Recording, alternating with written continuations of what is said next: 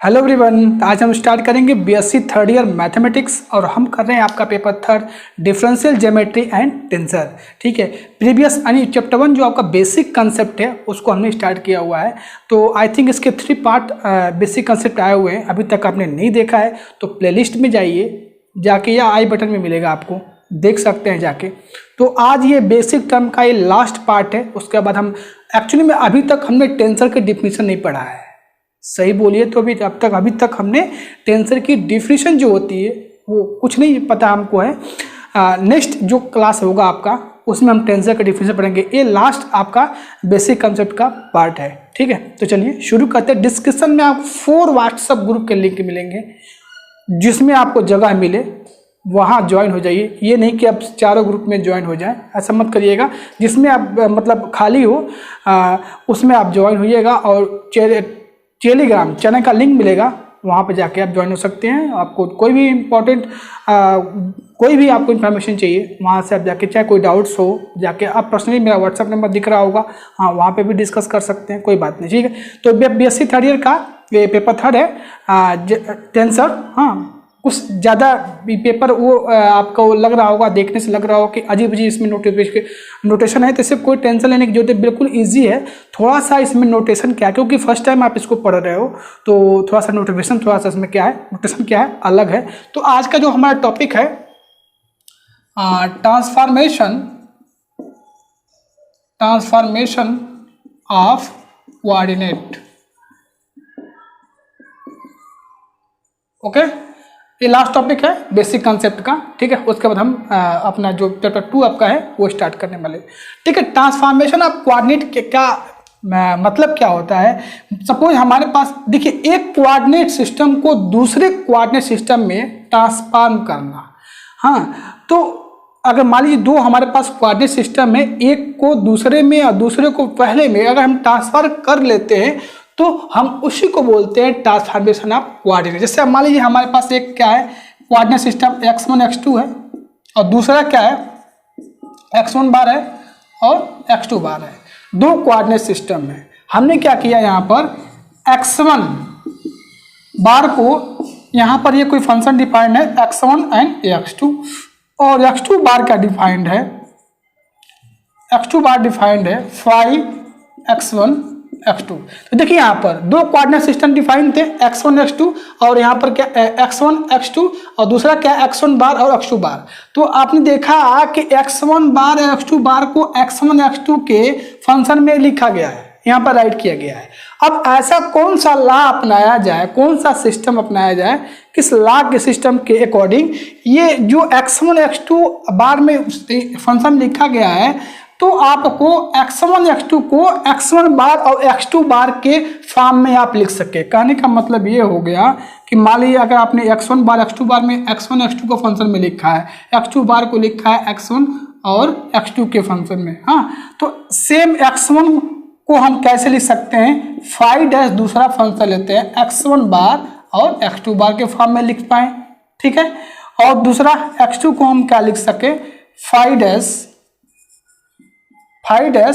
x1 बार और x2 बार। तो इस तरह के सिस्टम को हम बोलते हैं ट्रांसफॉर्मेशन ऑफ कोऑर्डिनेट बोलते हैं। सिंपल मीनिंग में इसका मीनिंग ये है कि एक कोऑर्डिनेट सिस्टम को दूसरे कोऑर्डिनेट सिस्टम में अगर हम ट्रांसफॉर्म करते हैं और फिर दूसरे को पहले में ट्रांसफॉर्म कर पाते हैं, तो इस सिस्टम को बोलते हैं लॉ ऑफ कोऑर्डिनेट सिस्टम बोलते हैं, या आप इसको ट्रांसफॉर्मेशन ऑफ कोऑर्डिनेट भी बोल सकते हैं। सिंपल अगर हम बात करें, x1 बार को हमने लिखा f(x1 x2 एंड xn).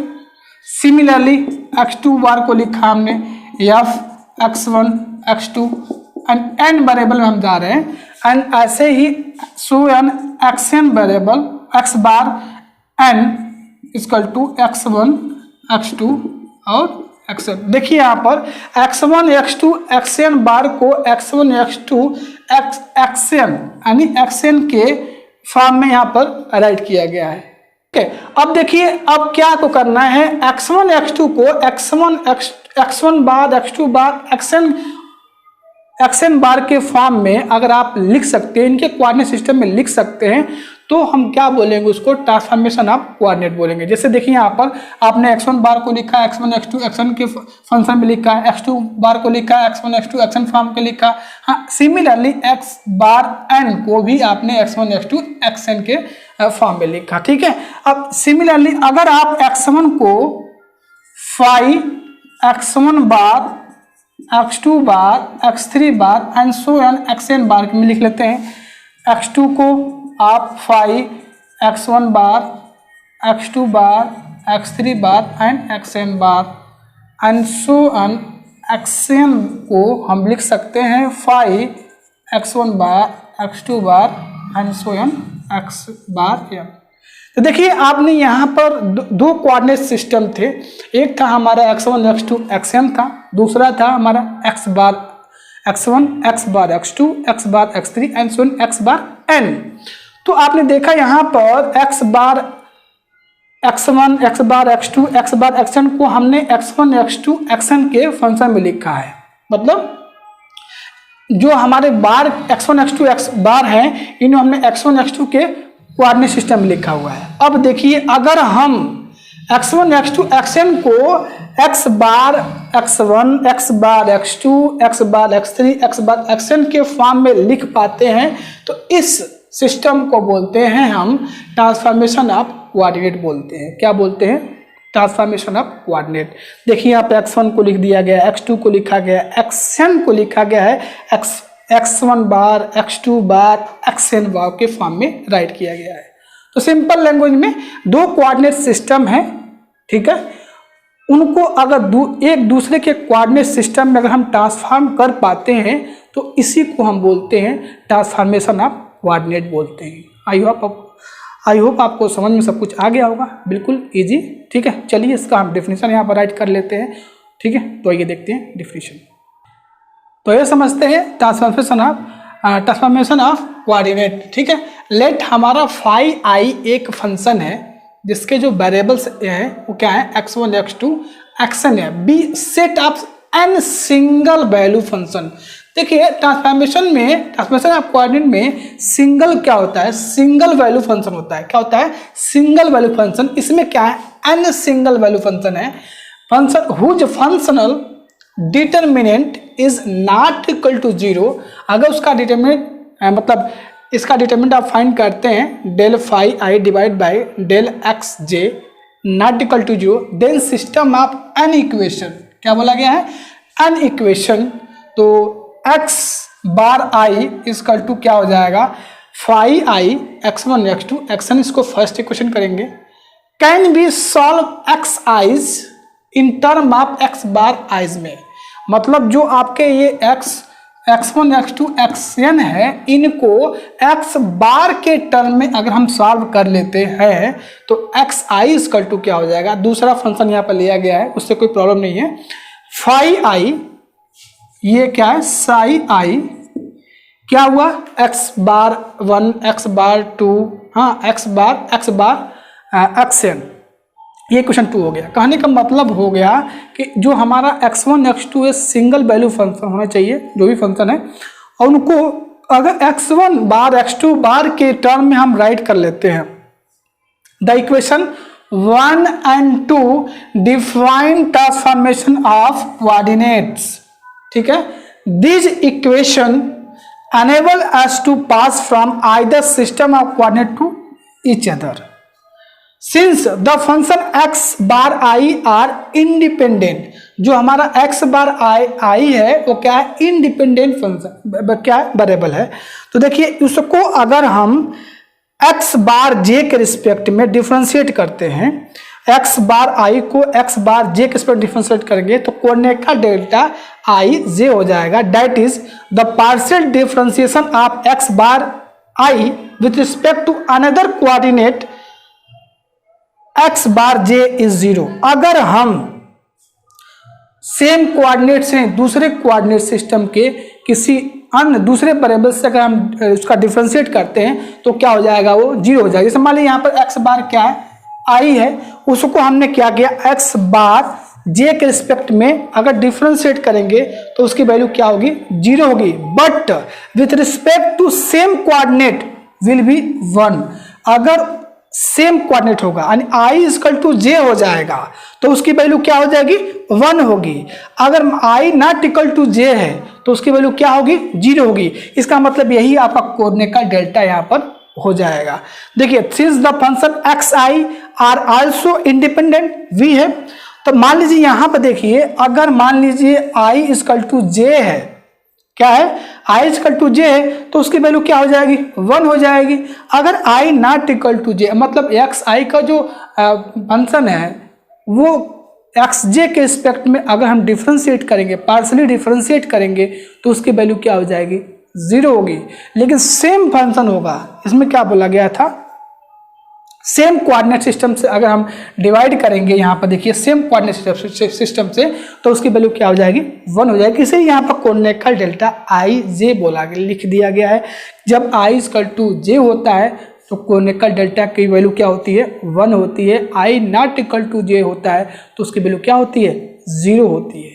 ठीक है, तो ये आपका था ट्रांसफॉर्मेशन ऑफ कोऑर्डिनेट। एक किसी कोऑर्डिनेट सिस्टम को दूसरे कोऑर्डिनेट सिस्टम में अगर हम ट्रांसफॉर्म करते हैं तो उस सिस्टम को हम क्या बोलते हैं ट्रांसफॉर्मेशन ऑफ कोऑर्डिनेट बोलते हैं। ठीक है, इसको नोट कर लीजिएगा, इसका हम आगे यूज करेंगे। ठीक है, चलिए कुछ प्रॉब्लम्स करते हैं, आइए देखते हैं कुछ क्वेश्चंस करते हैं। तो आइए क्वेश्चन करते हैं। क्वेश्चन बहुत ईजी है। क्वेश्चन क्या है, इट ए आई, आई क्या है आई ए के पावर क्या आई सुपर स्क्रिप्ट में are N quantities and A I J, A I जे क्या है सुपर स्क्रिप्ट में है, आर एन स्क्वायर क्वांटिटी मतलब ए आई के पास एन क्वांटिटी है, ठीक है, और ए आई जे के पास एन स्क्वायर क्वांटिटी है। देन सो डेट कोऑर्डिनेट का delta I J A J equal to A I, A delta coordinate का डेल्टा ए कोऑर्डिनेट का डेल्टा आई जे ए के पावर आई जे के सुपर स्क्रिप्ट में है और कि यहाँ पर क्या आ रहा है ए आई के। तो कैसे प्रूव करेंगे, आपसे बोला गया था फर्स्ट लेक्चर से देखिएगा। अगर आप ये पहली बार इस लेक्चर को देख रहे हैं तो समझ में नहीं आएगा, मैं बता दे रहा हूँ आपको। आप फर्स्ट पार्ट से देखेंगे, बहुत बेसिक से बताया गया है। जो कोई भी मान लो डमी इंडेक्स में होता है, डमी इंडेक्स में, तो उसको हम सम के फॉर्म में लिख सकते हैं।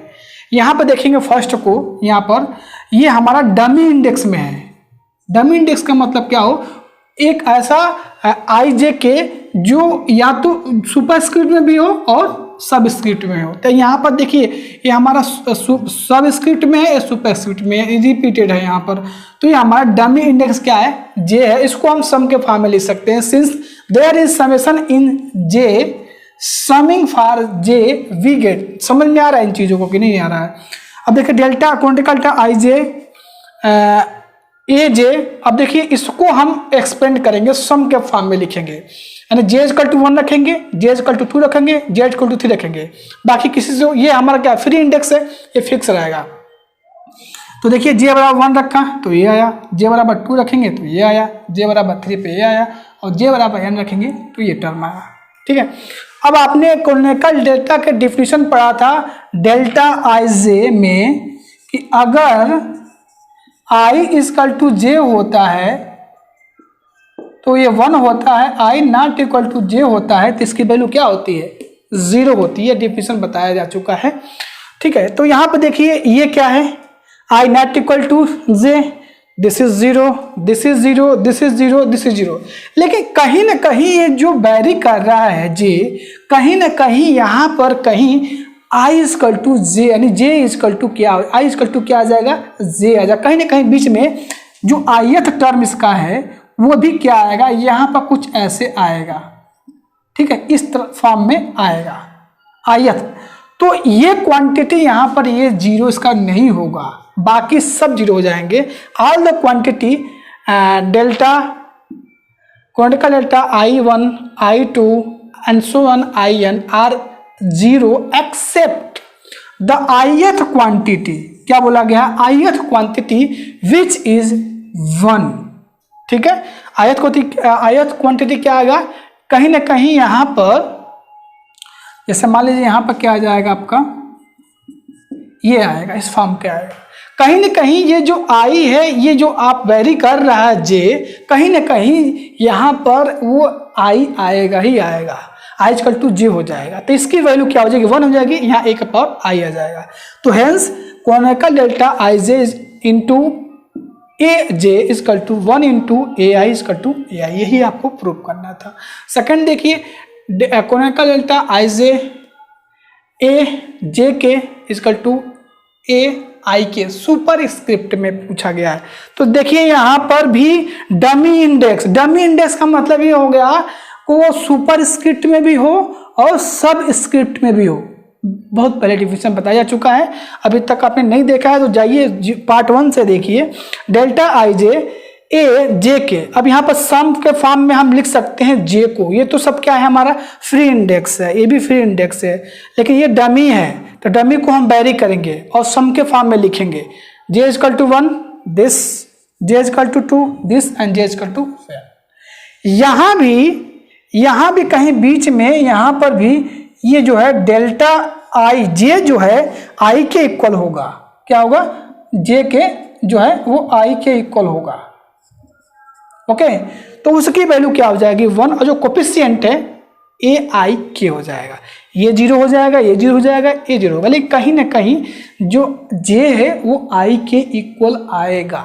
ठीक है, तो यहाँ से हो जाएगा इसकी वैल्यू। तो यही आपको क्या करना था, प्रूव करना था। आपके बुक में और भी एग्जाम्पल दे रखे हैं, बिल्कुल सिंपल दे रखे हैं, आप भी ट्राई करिएगा। तो आज इसी के साथ आपका जो बेसिक कंसेप्ट है टेंसर का वो 4 पार्ट बनाए गए और 4 लेक्चर में समाप्त हो गए हैं। तो अभी तक आपने नहीं देखा है तो जाइए कंप्लीट वॉच करिए स्टेप बाय स्टेप, क्योंकि बेसिक अगर आपका क्लियर नहीं रहेगा तो आपको आगे कुछ समझ में नहीं आने वाला है। बात को समझ रहे हैं? तो अगर आप पहली बार देख रहे हैं तो पार्ट 1 देखिए, पार्ट 2 देखिए, पार्ट 3 देखिए, पार्ट 4 देखिए, सीक्वेंस में सारे पार्ट्स को आप एक बार कंप्लीट नोट्स बना लीजिए, वॉच कर लीजिए। और बहुत से एग्जाम्पल बुक में दे रखे हैं, उन एग्जाम्पल्स को करिए। कोई डाउट्स आ रहा है तो मेरे व्हाट्सएप नंबर पे मैसेज करिए, ज़रूर हम आपका जो भी प्रॉब्लम होगा उसको सॉर्ट आउट करने का प्रयास करेंगे। ठीक है, चलिए नेक्स्ट वीडियो में हम चैप्टर 2 स्टार्ट करेंगे, टेंसर, वेक्टर एंड टेंसर, कुछ ऐसे ही करके चैप्टर हैं। हम एक्चुअली में नेक्स्ट जो भी पार्ट आएगा वो आपका डेफिनेशन होगा टेंसर का। ठीक है, इसी के साथ मिलते हैं नेक्स्ट वीडियो में, तब तक थैंक यू, बाय बाय।